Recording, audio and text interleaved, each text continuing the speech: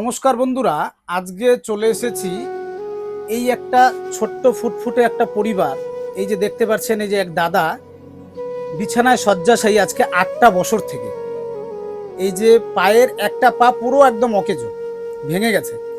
তো আজকে আমি এসেছি অঞ্চল পাড়াডুবি ঘোকসাডাঙ্গা এলাকার এই এক পরিবারের বাড়িতে।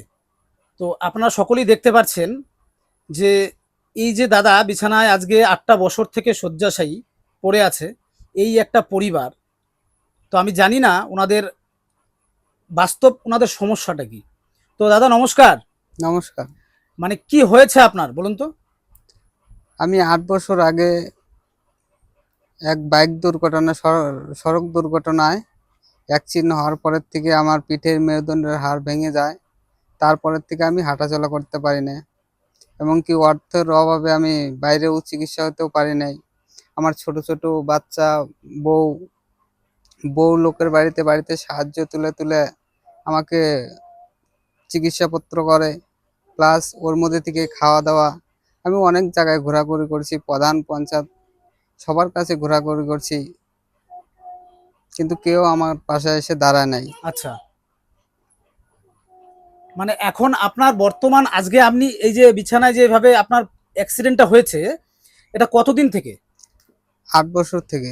মানে 8 বছর থেকে আপনি এভাবেই পড়ে আছেন? হ্যাঁ। তাহলে 8 বছর থেকে আপনার এই যে ছোট ছোট দুটো বাচ্চা দেখছি এবং আপনার বউ, মানে আপনার সংসার কি করে চলছে? লোকের বাড়িতে বাড়িতে সাহায্য তুলে তুলে সংসার চলে, ওর মধ্যে থেকে খাওয়া দাওয়া প্লাস আমার চিকিৎসাপত্র এইভাবে চলতেছে 8 বছর থেকে। এভাবে আর কতদিন চলবো?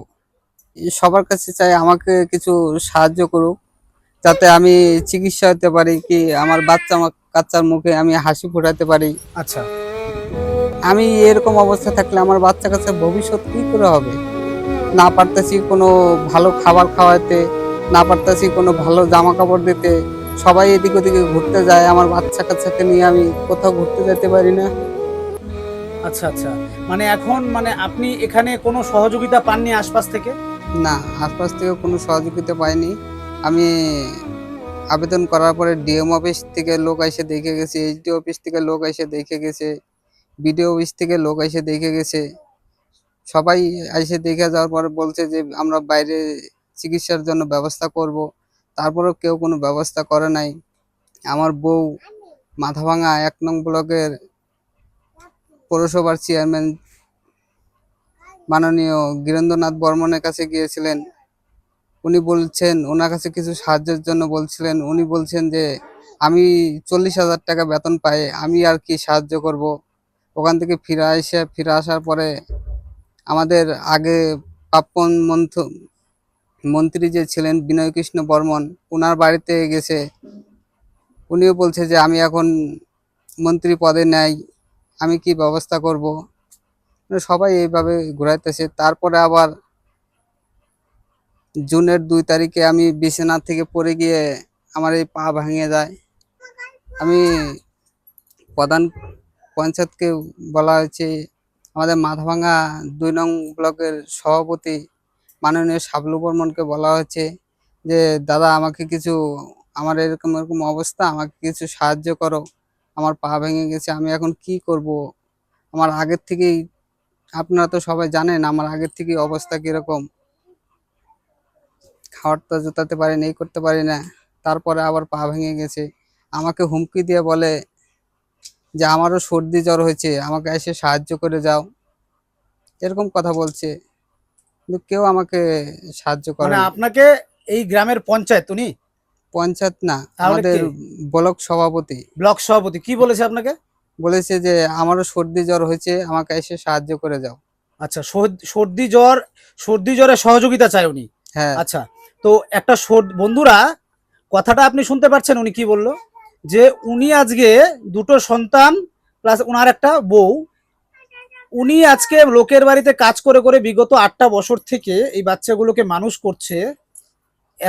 এই গ্রামের বলুন, এই অঞ্চলের যে ব্লক সভাপতি, উনি উনাকে কি বলল, যে আমার সর্দি জ্বর হয়েছে, আমাকে সাহায্য করে যাও, তাই বলেছে? হ্যাঁ। আচ্ছা, এটা একটা ব্লক সভাপতির থেকে হয়তো আমি আশা করি না। আর হয়তো এই গ্রামের প্রত্যেকটা মানুষও এই কথাটা আশা করে না, কারণ উনাকে সভাপতির যে পদটা দেওয়া হয়েছে সেটা মানবতার কল্যাণে এবং মানুষের সহযোগিতার কল্যাণে।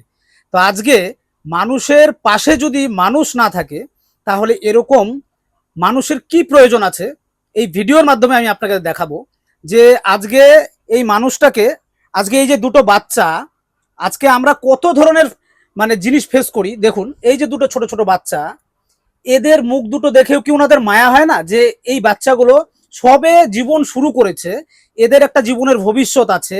আজকে এই দাদারও বয়সটা কম কম বয়স, আজকে উনি এই জীবনে মানে পরিশ্রম করে উপার্জন করবে, উপার্জন করে ওনার মানে ফ্যামিলির জন্য কিছু করার বা কিছু, কত স্বপ্ন মানুষের থাকে।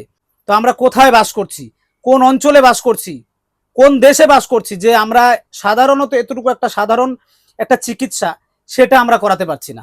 একটা গ্রামের যে অঞ্চলের যে আধিকারী আছেন তারা এই সমস্ত দেখতে পাচ্ছেন না। তো আমি সকলের কাছে করজোরে অনুরোধ করি যে আপনারা এসে ওনার সহযোগিতা করুন। আজকে সহযোগিতা করলে যে টাকা পয়সার প্রয়োজন আছে সেটা আমি মনে করি না। আজকে আপনি যদি একজন বিডিও সাহেব যদি সহযোগিতা করে একটা বড় হসপিটালের ব্যবস্থা করে দেয়, হয়তো ওনার কথাটা গুরুত্ব দেওয়া হবে সকলের সামনে, ডাক্তারবাবুদের সামনে।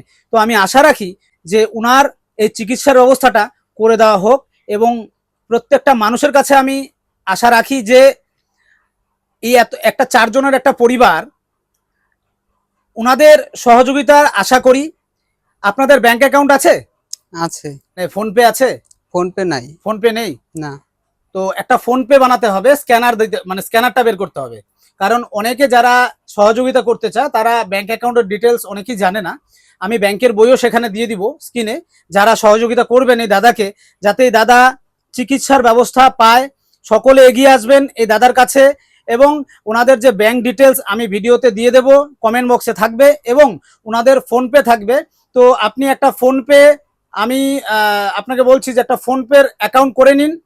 সেই ফোনপে স্ক্যানার থাকবে, সেই স্ক্যানারে আপনি তো হাঁটাচলা করে যেতে পারবেন না, তো এই কাকিমাকে একটু কষ্ট করে যদি কোনোভাবে একটা স্ক্যানার তৈরি করতে পারে ফোনপের, তাহলে সেখানেও মানুষ সহযোগিতা করতে পারবে। তো যদি ফোনপে স্ক্যানার হয় কাকিমার নামে হবে। তো আপনার নাম কি? অনামিকা বিশ্বাস। আচ্ছা, তো বন্ধুরা এই যে ওনাদের স্ক্যানারে নাম থাকবে অনামিকা বিশ্বাস, ব্যাংক অ্যাকাউন্টে থাকবে অনামিকা বিশ্বাস, আপনারা সেখানে সহযোগিতা করতে পারবেন এবং এই পরিবারের পাশে থাকুন, যাতে এই পরিবারটা আগামীতে সুস্থ স্বাভাবিকভাবে জীবনযাপন করতে পারে। তো ভালো থাকবেন, সুস্থ থাকবেন। নমস্কার, আজকে আসি। নমস্কার।